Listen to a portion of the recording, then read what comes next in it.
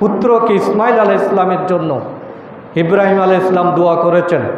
তাইলে ছেলের জন্য দোয়া করা, বাবার পক্ষ থেকে ছেলের জন্য দোয়া করা, এটা সুন্নত, এটাই নবীদের বৈশিষ্ট্য। আমরা আমাদের মুনাজাতে সবসময় যাতে আমাদের সন্তানদের কথা স্মরণ করি, তাদের জন্য যাতে আল্লাহকে বলি ওয়া মিন যুররিয়াতিনা উম্মাতান মুসলিমাতান লাক, এবং আমাদের বংশধর থেকে এক অনুগত জাতি সৃষ্টি করুন।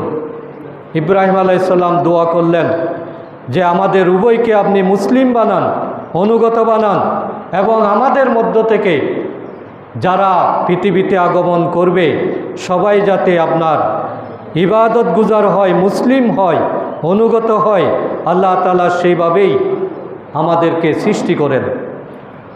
ওয়ারিনা মানাসিকানা ওয়া তুব আলাইনা, হ্যাঁ আমাদের ইবাদতের নিয়ম পদ্ধতি দেখিয়ে দিন।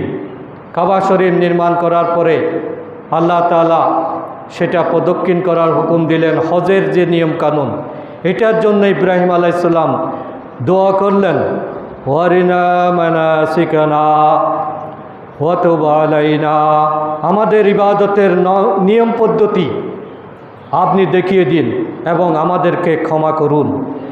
ইন্নাকা আনতাত তাওয়াবুর রহিম, নিশ্চয় আপনি হলেন তওবা কবুলকারী, অসীম দয়ালু।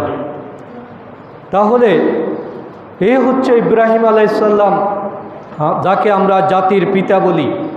সেই জাতির পিতা আমাদের জন্য আদর্শ রেখে গিয়েছেন। সেই আদর্শ হলো আল্লাহর হুকুমের কাছে নিজেকে সারেন্ডার করা। মুসলিম শব্দের অর্থই হলো আত্মসমর্পণকারী। ইসলাম মানে হলো আত্মসমর্পণ করা। নিজের আয়ত্তে রাখলে হবে না, আল্লাহ কি বলেন সেটাই খেয়াল করা, এটার অর্থই হলো মুসলিম।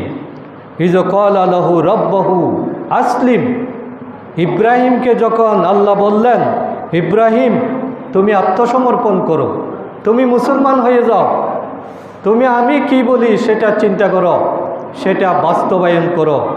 ক্বালা আসলামতু লিরাব্বিল আলামিন, ইব্রাহিম আলাইহিস সালাম সাথে সাথেই বললেন আমি মেনে নিলাম, আমি সেটা অনুসরণ করলাম।